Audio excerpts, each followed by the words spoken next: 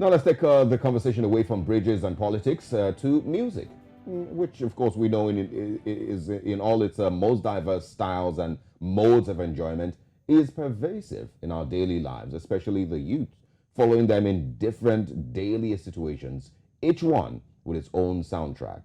And music is not only, or rather, it not only dominates the youth's daily life, but also their social relations. The music consumption among the Nigerian youth, and of course youth across Africa, is in fact a major marker of communities. But a DJ or disc jockey is saddled with the responsibility of creating a sequence of musical tracks mixed together to appear as one continuous track. They're endless, stable, uninterrupted, unfaltering, and seamless. Methods of mixing vary depending on the music being played. Dance music, DJs strive for smooth blended mixes, while hip hop DJs use cutting, scratching, and turntablism techniques. Being a DJ is one thing, but making a living of it is another conversation entirely. This morning we're joined by Okechukwu Prince, popularly known as DJ Slim V. He's grown through the ranks and distinguished himself as one of the fast rising and sought after disc jockeys across Nigeria. Thank you, Okechukwu, for joining us this morning. And we want to start by wishing you a sending you belated birthday wishes. How was your birthday? Hope you had a good one. It was very good. It was very good. Thank you. All right, very we're happy much. to hear that. Tell us about being a disc jockey. We see the excitement in parties, but we don't understand the technicalities behind the scenes. All we know when we go to parties, DJ, I want this song, I want that song, and you have to be able to incorporate all of people's wishes and wants into your mixing. Tell us about the journey for you. It's not been easy. It's not been easy at all. When you get to set up, you wake up like 2 days, you're planning your events. When I have events a day, I have to plan the events for like a whole week. It's a lot of stress. People don't know about it. They just want to come and have a good time. And we are like the last to leave the event after the party. They don't know the stress of packing up your equipment and stuff and what you have. And we have to download new music every day. We have to be online to know what's info. You know, they don't care about all these things. They just want you to be on top of your game. It's not easy, but it's very interesting. We get to have a lot of fun while doing what we love to do. So it's a great career, to be honest. It's the best I've asked for. Okay, I mean, you were a dancer before. You know, why did you dump dancing and instead become a DJ?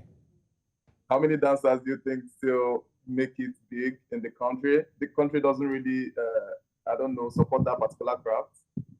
We tried during our school days. We gave it a lot of thought, but it wasn't working. There was no pay. The pay was poor. There was no recognition whatsoever. So it was only natural for us to look for an alternative means of earning a living, because we have debts to pay. You can't be dancing and then you come out and they hail you, yeah, dancer, but nothing in the account. So we had to look for something better, you know, and DJing was a good mix. You know, I still get to dance while playing for others, so it was good. Oh, wow. So it was money. You know, a very famous poet by the name Davido Adeleke said, and I quote, "Life is all about the money." Agree or disagree? Anyway, let's talk about the art itself and being able to manage moods. You go to some parties and you come out and you say to yourself, that party was amazing. The DJ was great. He was able to capture the desires of people. We're all different people. We all have different tastes in music.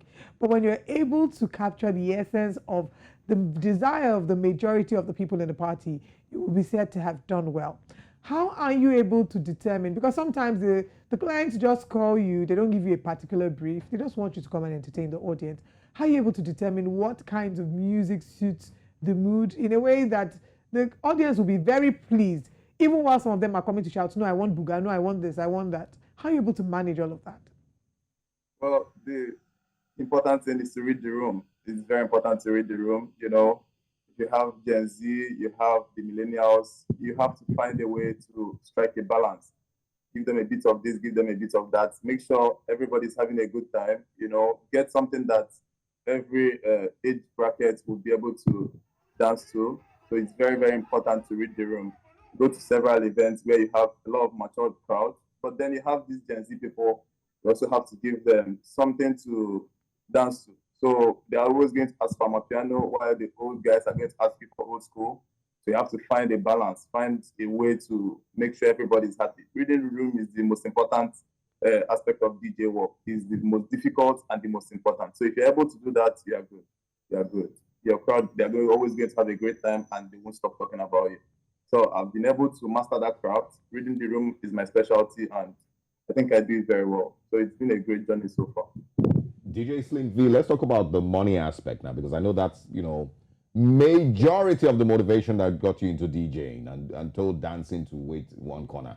But I want to ask about, is it expensive to become a DJ? To start, to learn the skill, to buy equipment, is it expensive? And then also, are DJs rich?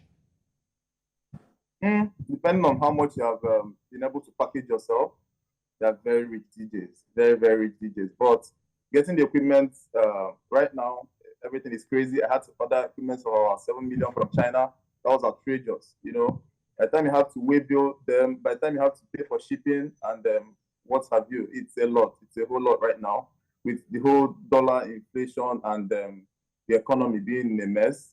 Getting our equipment and gears, they are so much. You have to upgrade the equipment all the time. You have to buy Serato softwares.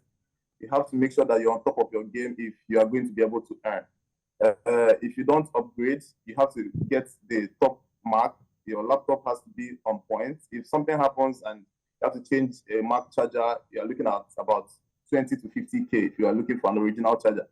So these things are not easy to maintain. Our equipments are on the high side. If you are playing at an event and water pours on your equipment, that's the end. You have to look for something new. What I'm asking is, without going all the way to buying expensive laptop or an expensive turntable, is there ways to get into the DJing space, with basic equipment that wouldn't cost 7 million naira, like you just mentioned? That would be difficult, to be honest. You can start from somewhere. You can just have like a HP. You can start from somewhere. You can learn with a small laptop and just learn maybe with virtual DJ. But right now, the cheapest equipment for a DJ, if you're looking for your scratcher, your controller, cheapest equipment is about 300K. That is the controller alone. And then your laptop. And then you can't play at an event without a speaker. You have to pay a sound engineer if you don't have your own. So it's actually very difficult, except you just want to be doing it to pass time, but you're not going to be able to earn much if you're just starting with a very cheap equipment. So and then on the average, how much do you get paid, or does the average DJ get paid per gig? It depends on what we're looking at here. If we're talking about me, I do like between 400 and 500 per gig. So, but then some people earn 1 million. I know of someone that earns 1 million for like 2 hours for an after party. So it all depends on what we're looking at right now as an average DJ. There are people that earn way lower. Some people can still go for gigs for like 50, 100K. So Wow. yeah. Okay. Thank you very much for sharing with us so honestly. Let's talk about DJs that are now getting to become music artists. Very recently, we saw DJ Spinall playing at the 2022 MTV EMAs, I believe. We've seen several other DJs performing on global stages and delving into actual music. Is this something that interests you? Yeah, that's like the next step.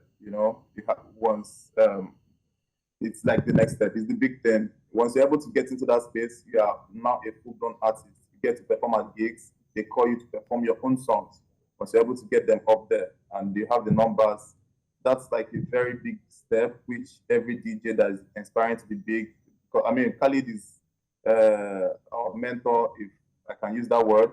Khalid started it, and every DJ in in Africa has been delving into it, and it's been going very well. We have DJ Snake over there, and he does great numbers with his songs. He does Grammy. We have Coffee in South Africa. So that's like a great step, which every aspiring DJ has to look at some point. And come 2023 is a dream. It's one of my dreams come next year. So who are the artists that you're going to be featuring on these songs when you finally do yours?